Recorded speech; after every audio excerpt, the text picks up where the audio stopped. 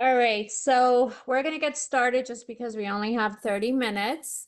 For today, I just wanted to really make it more interactive, just like we always do. This is your time to ask questions if you have any concerns. However, what we've been kind of dealing with is a lot of listings, and this is just for informational only. Take what you want. It doesn't mean what I'm presenting you is 100% my way, but if you're gonna leave here today, I know you're gonna at least have some ideas and examples you can use with your sellers. As you guys all know, the market did shift, it did change. It's not 2021. A lot of sellers in their mind is like, well, my neighbor sold it last year for 60,000 over asking. Why are you asking me to even list it below what they have listed at? And that's something that's very important. You have to remember you are the professional. We do this day to day. And sometimes sellers are going to push us. Of course, the more you sell the property, the more money you make, but you also don't want to be known the realtor that overprices properties, and you either have to remove it off the market because it's never going to sell and the seller is going to be mad at you. They're going to blame you. They're not going to say, oh, it's the price. They're going to think that you're not doing the marketing. You're not making appointments like when people reach out to you. And I say all of this because some of the issues we had in the past with listings is these type of questions. They say, you didn't do enough for my house. I could have put it just on the market.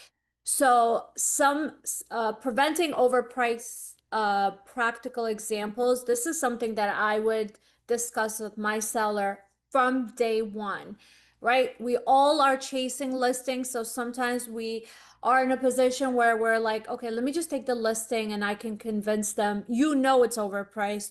You know it's not going to sell at that price, but you hope that your seller is going to agree to reduce the price later on. So these are some examples that I have just come up from past, like selling real estate, also working with you guys. So this is my list. Show the danger in numbers. So, hey, Mr. Seller, home price 5% over market value are sitting an average of 47 days or longer than currently correctly priced homes, and they end up selling for 3 to 6% less than they would if priced right from the start. So what you're going to do is bring MLS stats from their town or neighborhood that you're listing the property, show list price versus sold price chart for 6 months. And I'm going to give you an example of how this worked. We had an agent, she's probably not on this call, that Ra was helping her. She had a seller who did not speak English. So the only way she was communicating with them is Google Translate and ChatGPT. And of course, the seller was so adamant about the price, like, hey, listen, if you're not going to list it at this price, I'm not selling it with you. So Ra, what he put is he put the data from the MLS, he put it on the chart. The agent converted it to ChatGPT, and it translated into their language. And guess what? Our agent was able to get the listing because now they were able to understand it in their language, is not just hearing us talk. Sometimes you have to go out of your way to really get the message across. And that agent ended up getting a $1.1 million listing that she could have lost if she just did not, did not go through the steps. Use the price band method, meaning if a buyer's, this is an example I also use. If you have buyers searching in 450 to 500 range and pricing your property at 505 bumps the property into a different search range, eliminating a huge portion of potential buyers. Explain online filters and how most buyers won't even see the property. So if somebody's looking on Zillow, they already filtered what properties they're looking for. Even if you go above $2,000, they're not going to see your property. Right now, I'm currently helping one of my very first real estate client is selling their property. So this, they had an idea of, oh, my neighbor sold the property at this price. And I had to make sure that I was able to get the listing at least 35,000 less than what they wanted. So we're just going through, and this is exactly what I told them. Hey, you may have somebody whose budget is only 500, but if they come and see your property and they fall in love, believe me, they'll find the extra money that if they need to go above asking. Because that's what happens to my clients, and I'm sure it happens to you too, right? You have clients looking in the range of, let's say, 500 and 600, and you show them a house at 600. Now it's multiple offers. Most of the time they find the money, right? They figure out how they're going to go above asking. So but by you listing it above 600, let's say, those people won't even come and look at your listing. One, they don't want to offend the seller by offering less than asking. I've listed over price properties, and agents would say, I'm sorry, my buyer won't even want to see it because they don't want to offend the seller because there's no way this property is going to be at this price. So they won't even bother. So those are examples you really need to have with your sellers. Now, here's the domino effect story. I had a listing that started $20,000 too high. We reduced twice over 90 days. By then, buyers assumed something was wrong and lowballed us. The seller ended up taking $15,000 less than the first offer they would have gone if priced correctly. How many of you can say that you've been in that position where you reduced the property multiple times and now you have lowball offers from buyers because they think there's something wrong with the house, right? We all have been there. Leverage competition. This is a great example. Maybe not a lot of you have done this, but I've shown MLS listings, but this is something that an agent has told me, and I'm going to use it in the future. You should too. Take them on a tour in their neighborhood for a property that's, let's say their house is only worth 500, but they want to list it at 550. Take them on a tour for a property that's less than that and just show them what you're competing against. If you have two properties and the other property that's already listed is less or same amount, but it's more beautiful, updated, guess who the buyers are gonna go after? You're actually gonna help your competitor sell their house faster because they're gonna say, wow, if I wait, this is what the price is gonna get me, might as well just buy the other house. Okay. Have you guys ever done that? Take them on a tour just to show them what's on the market? Okay. Use the appraiser's lens. An appraiser has to justify your sales price with compatible sold homes. If we list too high, even if a buyer loves it, the appraisal could kill the deal. Now, it is true that you may have some buyers that will waive the appraisal, but most of the time now, especially with the high cost interest rate, not many are doing. Maybe they're just putting a gap of very small 10, 20,000. I always tell my sellers, if your house is 500 and somebody offers 600, but they're not waiving the appraisal, you have to look at it as they're offering only 500 because they're saying, hey, if it sticks, whatever the appraiser says, I'll pay for it, but nothing more. Okay. So that's how you need to look at it, even when you're receiving offers. The first 14-day rule, this is very, very important. Explain that most serious buyers see a new listing in the first 2 weeks. If it's overpriced during that window, you lose the strongest pool of buyers and end up chasing the market down, right? We've been there. If you miss the 14-day, you're going to end up less showings.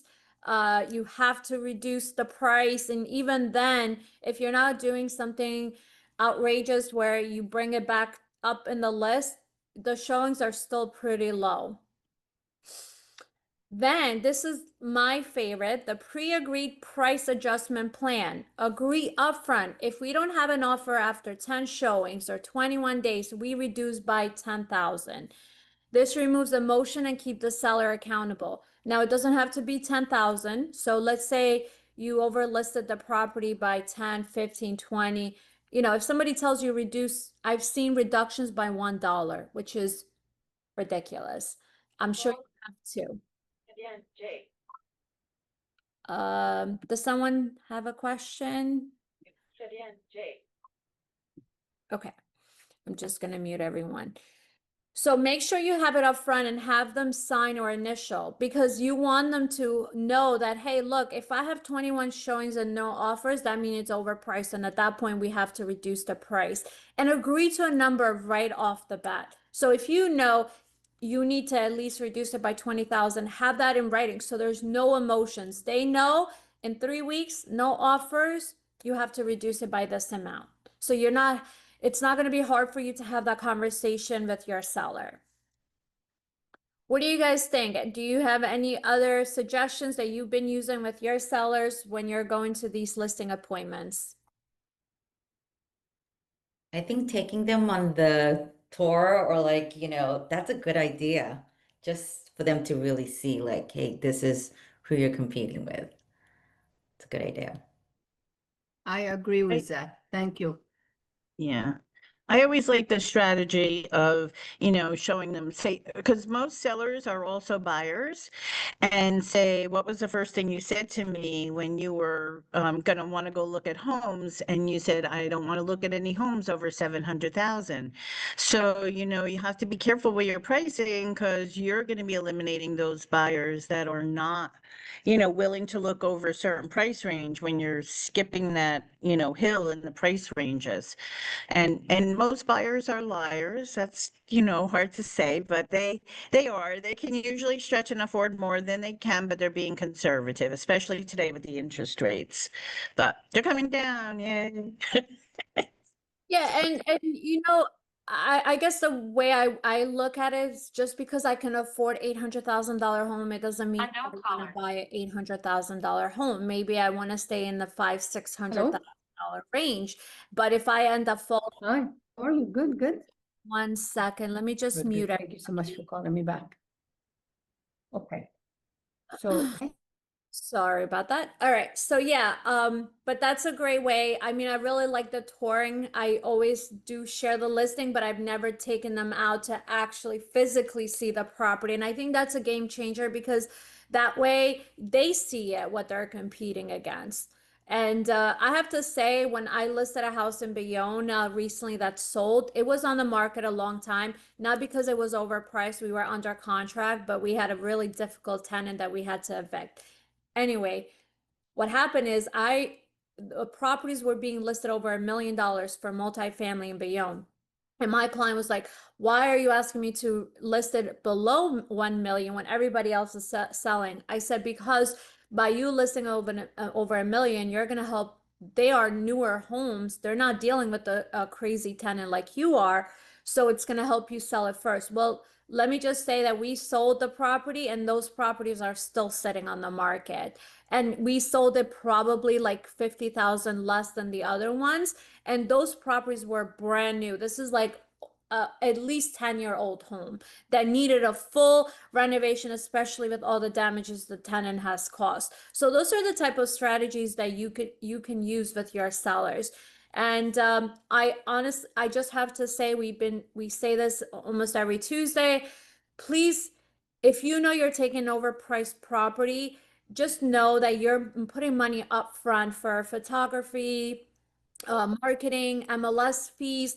And if you feel like you're working with a difficult seller that's hard-headed, because you'll know from day one who you're dealing with, you want to make sure that if you want those expenses paid, you have it in writing. Otherwise, you're at a loss. Because what we do, like one of my marketing strategies, hey, I cover the marketing. What does that mean? If it doesn't sell or withdraw, that's the hit that I take as an agent for having your listing, for taking on your listing.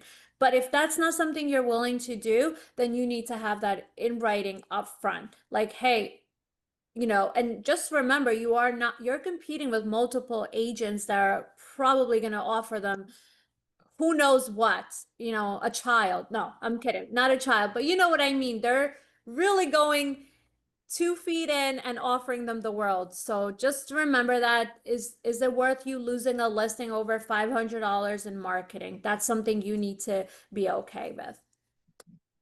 I was also just going to share, somebody may have said it sort of earlier, but when you're preparing for your listing consultations, really showing them how someone got to a price. I had a client, homes in their area were selling for $1,600,000, $1,550,000. So they wanted to list at that price point. But I said every single one of those houses to get to $1,500,000, they were listed at $1,400,000, and then the competition drove them up. So really sharing that kind of information with the sellers, and once they see the stats, it was pretty easy. So just doing your homework ahead of time as well, and trying to list it at the right price to begin with is the key.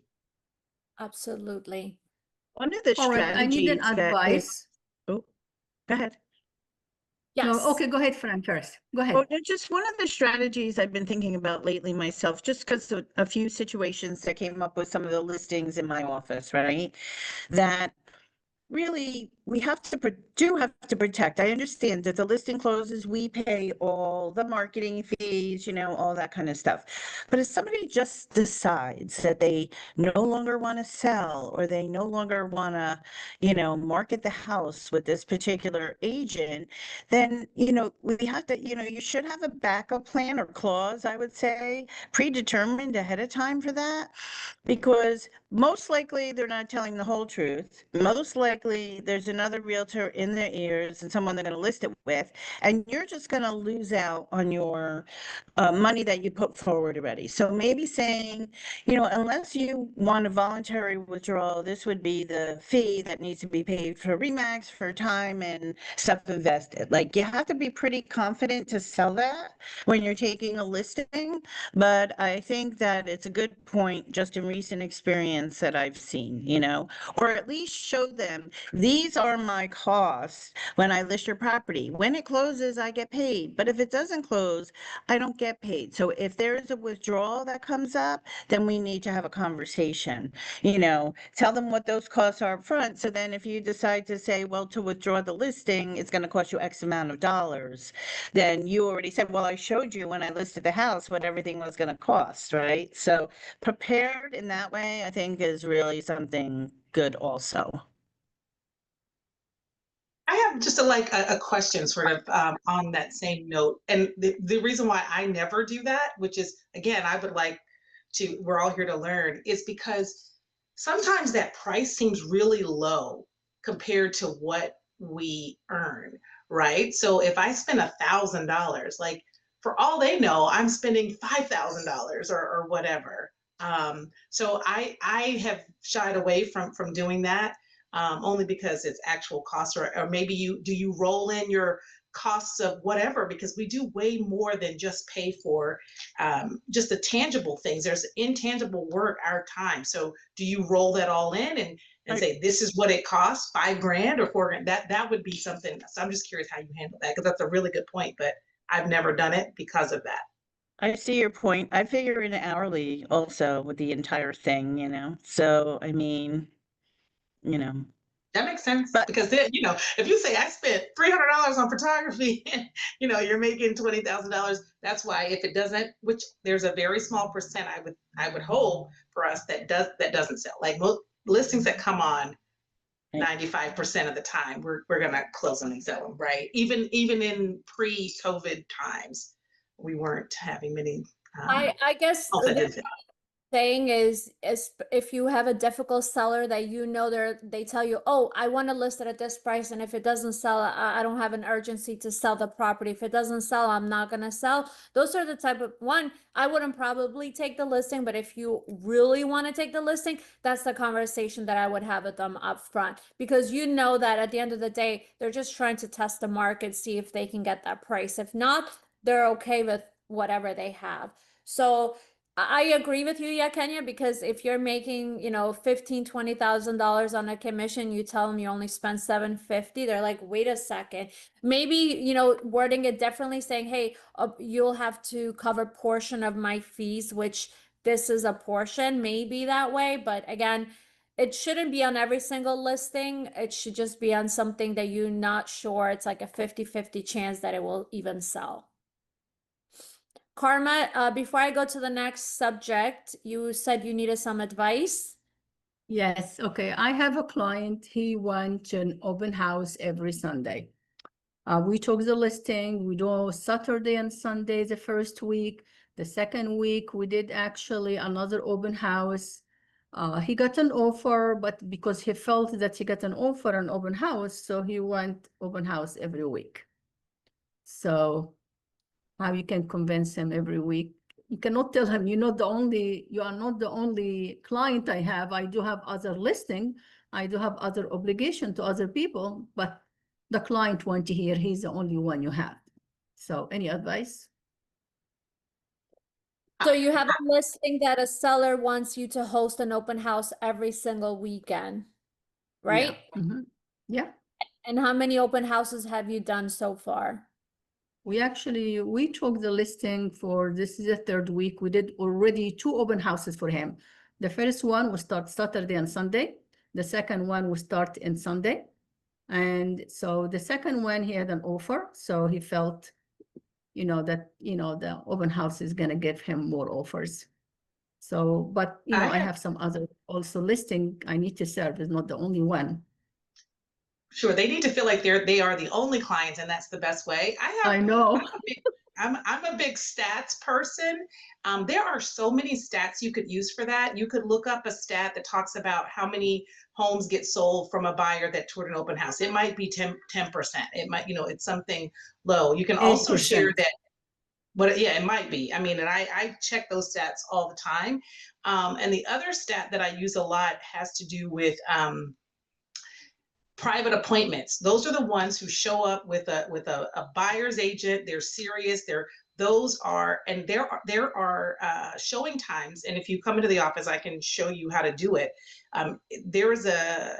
If you have a particular subscription to showing times, you can get those stats, and it tells you same price point range, how many private appointments did it take to get the offer, 8, 15. So like it's just amazing stats. And when I share that, I'm like, what you want is create the buzz. Open house creates the buzz, and then you want those private appointments to come and follow that up. That's where your sale is going to come from more times than not. So just stats, and that usually takes care of that. Open house is really an accommodation, and we all know that it's wonderful for us. So if there are other agents who want to do your open houses, I think that's also fine too. If you want to do more open houses to accommodate your client, open it up and let some other agents perhaps accommodate that. That makes them happy. Yeah. So. Yeah. And well, thank you so much for your advice. It's very good. I will definitely share it. The only thing he wanted me to do, he said, Karma, I choose you because you have the agent, you have the experience. I want you the only one to do an open house for me. I said, well, I thank you for your, confidence in me, but I do also have, have life. For example, I have a wedding to attend. This was set long time ago. So if you want me the only one, you have to wait for me until I'm available. So the way I also do karma from day one is I tell them that I work with a team. Do I personally have a team? No, I just call all of you guys as a team. So if I was going to go to the listing, I can say, look, I just want to let you know that sometimes I may do the first open house, but if we need to do future open houses, I will have one of my team members who work solely with me to host the open house for you. So that way that kind of set the stage. So that way you don't have to be the only one doing the open houses. And we do have a lot of agents that are looking for opportunities to do open houses. But of course, when I ask someone to host one, they ask me, how long has it been on the market? Why it hasn't sold? Because they also don't want to waste their time sitting in an empty house that's probably going to get 0 buyers, right? So that's something that you need to also think about. That's a great idea. Thank you. You're welcome. All right. So the other thing I want to do really quickly, which will not take me long, is a seller guidance step by step.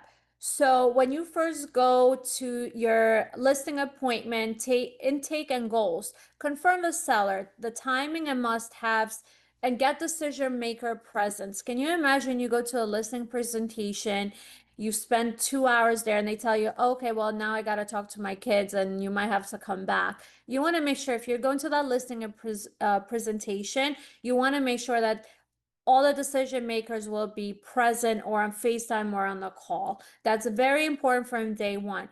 You also want to make sure, what are the seller goals? Are they just testing the market? Do they need to move out? when do they need to sell it by, right? You want to have all of that up front.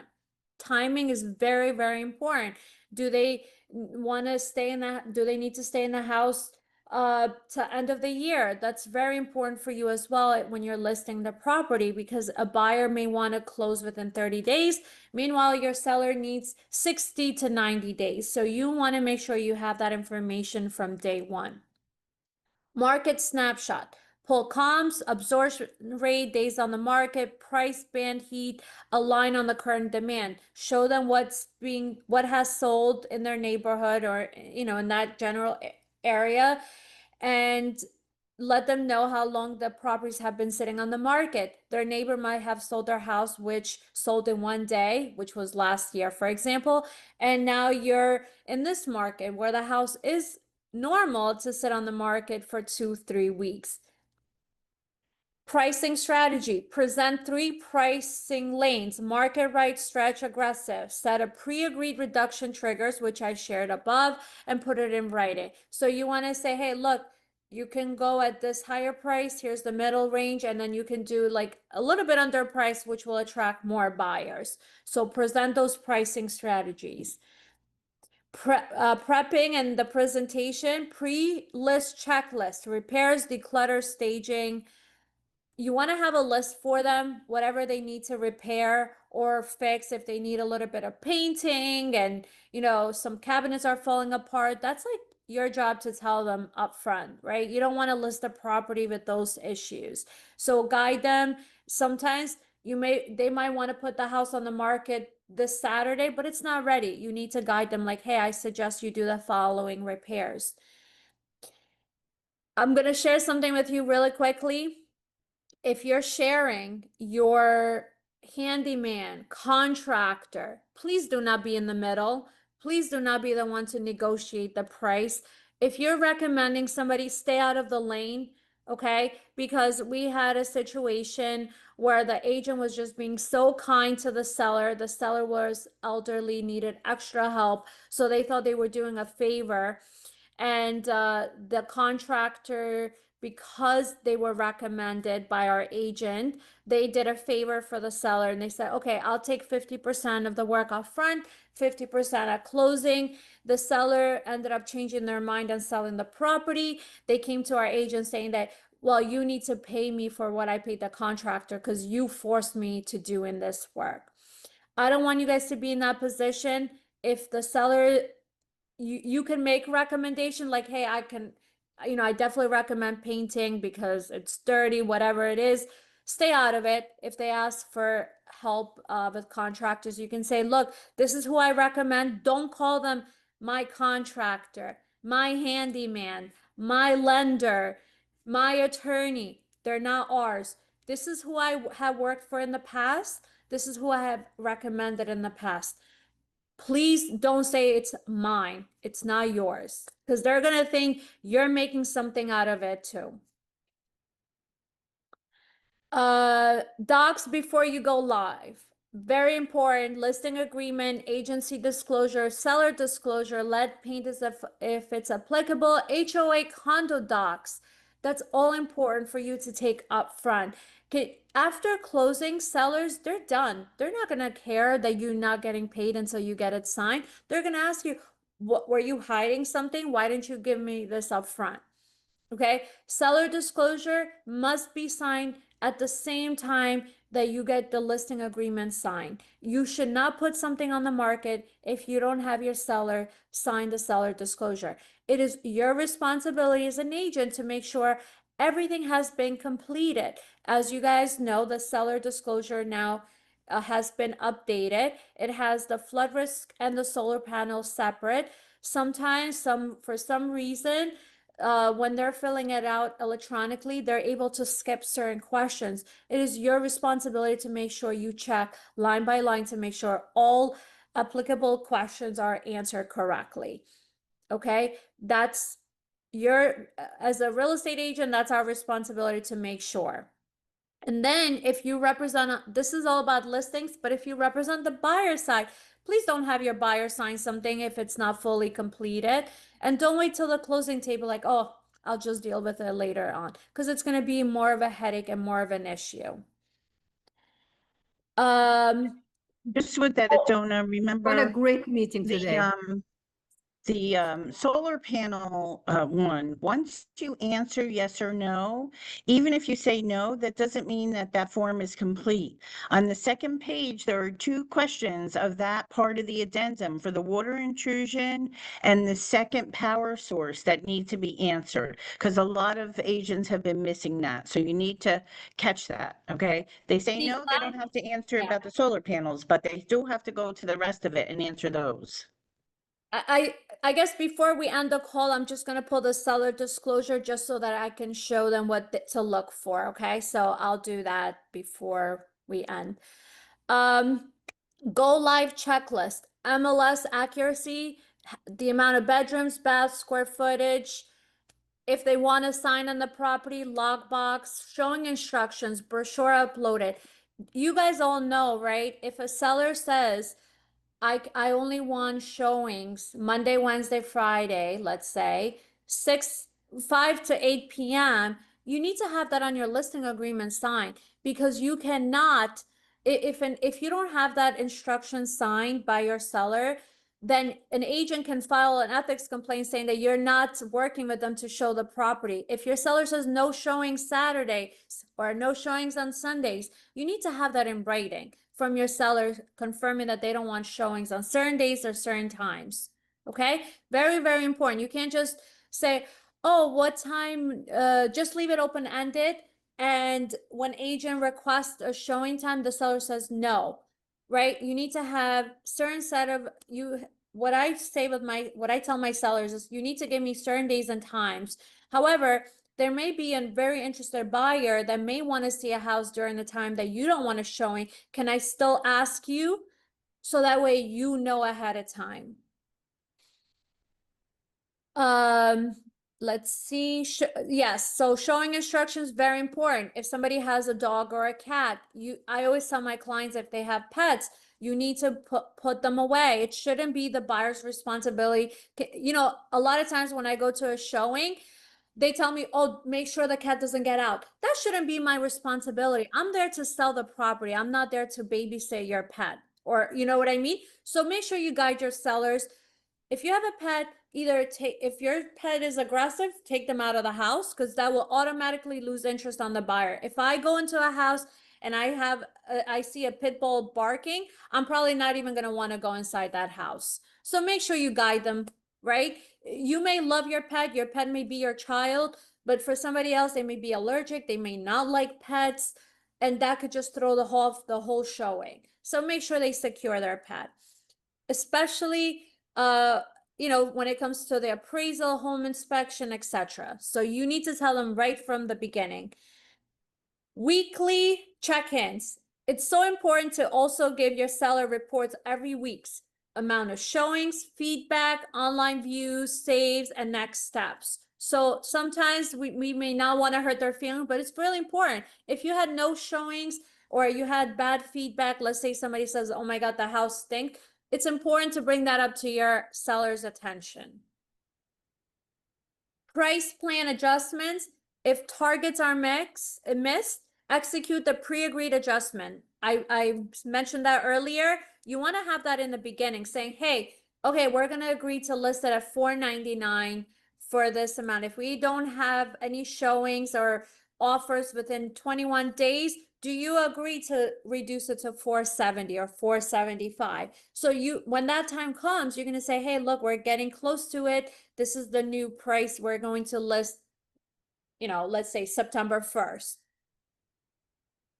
Offer to close. What this means is outline, timeline, and signatures needed at acceptance, attorney review, inspection, appraisal, milestone, and closing prep, like payoff, utility, COs. You should guide your seller. What are the expectations when you get the listing? So that way, I always prep them from the beginning, even for home inspection. I always tell them, look, the buyer's going to come and ask for the world. It doesn't mean that's what they want, but that's usually, if I represented you as a buyer, it's it's going to be the same situation. They're always going to look for more, and they want to meet some in the middle. So you can't you can't put your emotion into this. This is a business transaction. This is what's going to happen when we get an offer. You need an attorney. I have a list of attorneys that I recommend. It's a good idea for you to have a conversation with them and see who works best for you. So that way, when we get an offer, you already have a decision who you're going to use. Attorney review in New Jersey, it doesn't mean it's going to conclude within 3 days. It means that the buyer's attorney has 3 days to disapprove the contract that we prepared. It could take, yes, they can send out their attorney review letter within the same day, but it doesn't mean it will happen. But on your side, you should also not sleep on it. You want to conclude attorney review because one buyer could change their mind, or the seller can change their mind if you're on the buyer's side. So you want to conclude attorney review as quickly as possible.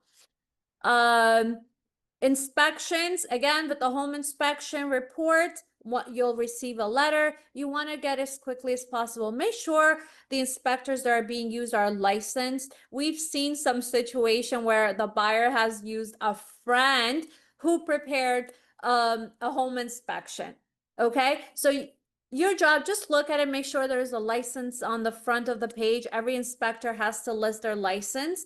So make sure that they are licensed.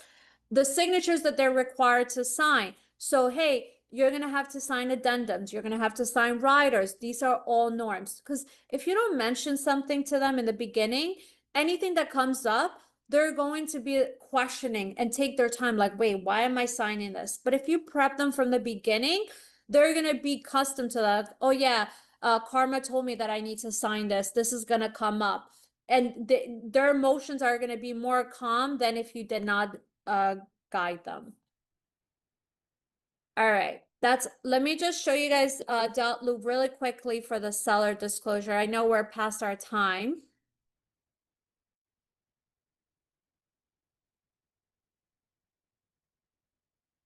Just loading. Okay. So here's the seller disclosure. And as you know, they separated with the flood risk, and this is the flood risk. And that this is the solar panel. So just because they click no here, it doesn't mean they're finished. You have to go on to here. So they have to answer this question and the secondary question here, power source, and then they sign. They can't, we have found out that most of these are being left blank because they just assume that by checking mark no, that nothing else applies. Any questions? What a great meeting today. Thank you for everybody. Welcome. Yeah, thank you everyone for participating. This is our time. I feel like 30 minutes is enough, but if we ever go over, that's fine. There's no restrictions to this.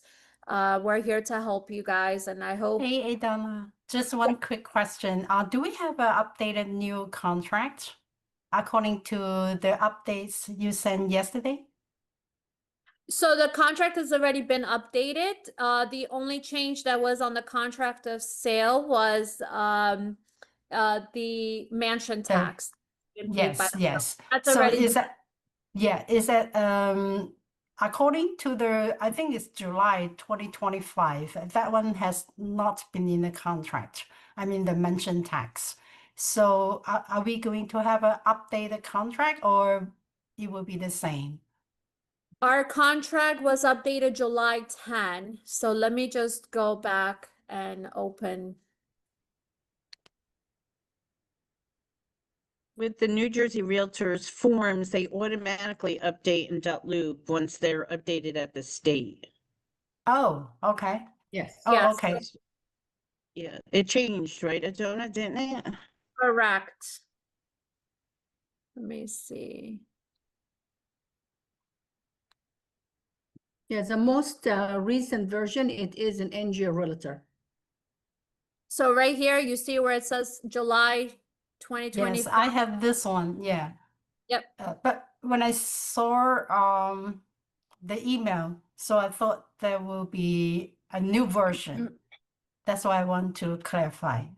So I Fran think it was a actually summary, explained, right, Adorna? yeah, it was a summary from you, the Summary. realtor, saying, hey, this is what has been changed. And it was just a summary of what has been done. But this is the newest version. And just so you guys know, any New Jersey realtor documents, the moment they make a new version, will automatically be uploaded to our dot loop. So I rest assured you'll never be using an old form unless you create your own folder and you upload those forms, then you have to manually go and change them. So the updated one, when not change, where do we find the updates? I mean the newest, because we have buyer folders, we have several sellers listing Oh, yep. folders. If you wanted to go, for example, I'm in the buyer. If you want to go, you just go to templates and then you go to New Jersey Realtor documents. It's going to confirm your NRDS ID. Confirm. And then you can click in like contract and then it'll come up. See, this is contract of sale, sale contract for vacant property. So any forms like buyer, addendums, if you wanted something for this like CIS, you can come up with the CIS. So they will always be here. For MLS forms like new listing forms, etc., you can go to all Remax Select 2024 documents and you can pull any of the forms from here.